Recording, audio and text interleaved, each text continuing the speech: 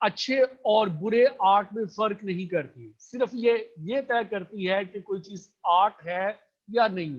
اور اس میں بھی پہلے مرحلے پر وہ سب کو آرٹیفیکٹ قرار دیتی ہے، اور آرٹیفیکٹ سے اگلی سٹیج پر جو ایکسپرٹس ہیں وہ کچھ آرٹیفیکٹ کو آرٹ مان لیتے ہیں اور باقیوں کو آرٹ ماننے سے انکار کرتے ہیں، کیونکہ وہ سمجھتے ہیں کہ جو میرٹ ہم نے محسوس کیا ہے وہ اس میں موجود نہیں۔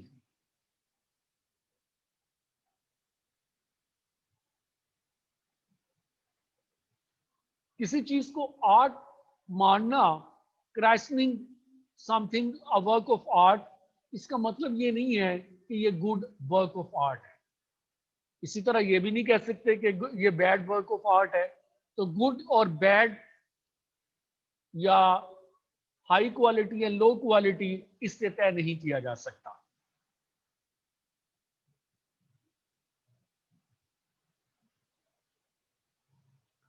کیونکہ جب یہ آرٹ کی تھیوریز چونکہ اسی کوشچن کو رسپونڈ کر رہی ہیں کہ واٹ از آرٹ، تو سوال یہ کہ صرف یہی طے نہیں کرنا کہ آرٹ کیا ہے، بلکہ ان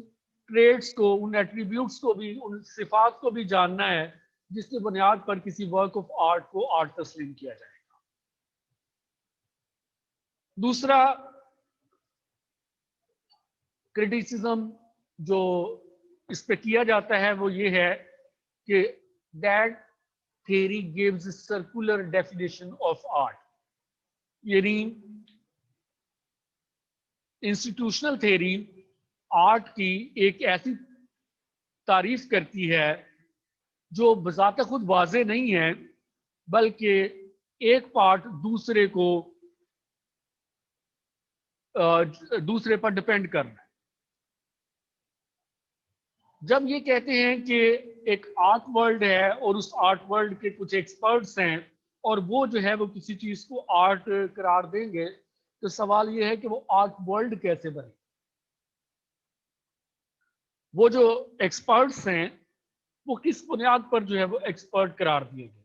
وہ یقیناً کہیں گے کہ for their sense of art. اب سینس آف آرٹ ان میں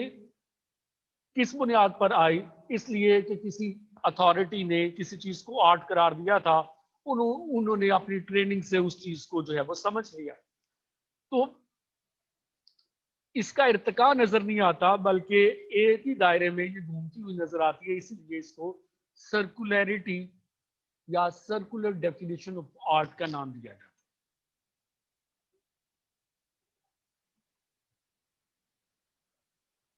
اگرچہ انسٹیٹیوشنل تھیوری کے حامی جو ہیں وہ کہتے ہیں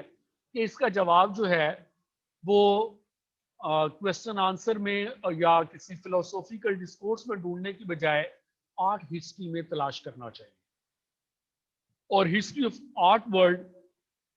جو ہے ان ویز کو، ان طریقوں کو بتائے گی کس طرح سے وہ عمل میں آتے ہیں، اور کس طرح جو ہے وہ بیڈ اور گڈ آرٹ کو طے کیا جاتا ہے، اور کس طرح آرٹ اور آرٹیفیکٹ میں تمیز کی جاتی ہے۔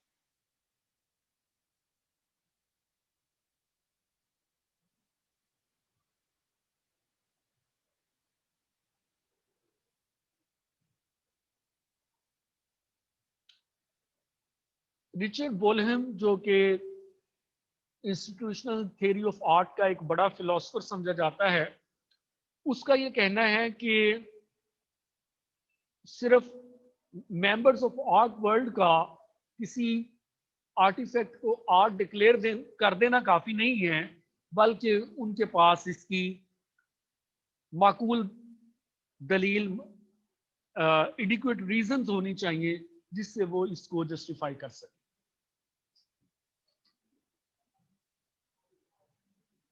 Institutional theory of art reminds us what makes something a work of art is a cultural matter, dependent on social institution at particular time rather than on some timeless canon. Institutional theory کا یہ وہ point ہے جس کو ایک positive contribution تسلیم کیا جاتا ہے۔ سمجھا جاتا ہے کہ اس کے مقابلے میں سگنیفیکنٹ آرٹ فارم تھیوری اور آئیڈیلسٹ تھیوری آف آرٹ جو ہیں ان کا فوکس کینن پہ تھا، اصول طے کرنے پر تھا، جبکہ انسٹیٹیوشنل تھیوری نے ٹائم لیس کینن یا یونیورسل کینن طے کرنے کی بجائے یہ بتایا کہ کسی خاص زمان و مکان میں، کسی خاص زمانے میں، کسی خاص جگہ پر ایک کلچر ہے، اور اس کلچر میں کچھ سوشل انسٹیٹیوشنز کام کر رہے ہیں، اور یہ انسٹیٹیوشن جو ہیں وہ کسی آرٹیفیکٹ کو آرٹ تسلیم کر رہے ہیں یا اسے تسلیم کرنے سے انکار کر. یہاں تک تو انسٹیٹیوشنل تھیری اور اس پر جو تنقید کی جاتی ہے اس کا ذکر ہے.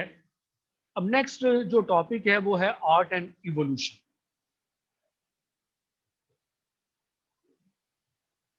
آرٹ اینڈ ایوولوشن جو ہے اس کا اصل سوال یہی ہے کہ آرٹ جو ہے کہاں سے شروع ہوا اور کس مقام تک، نقطے تک پہنچا ہے.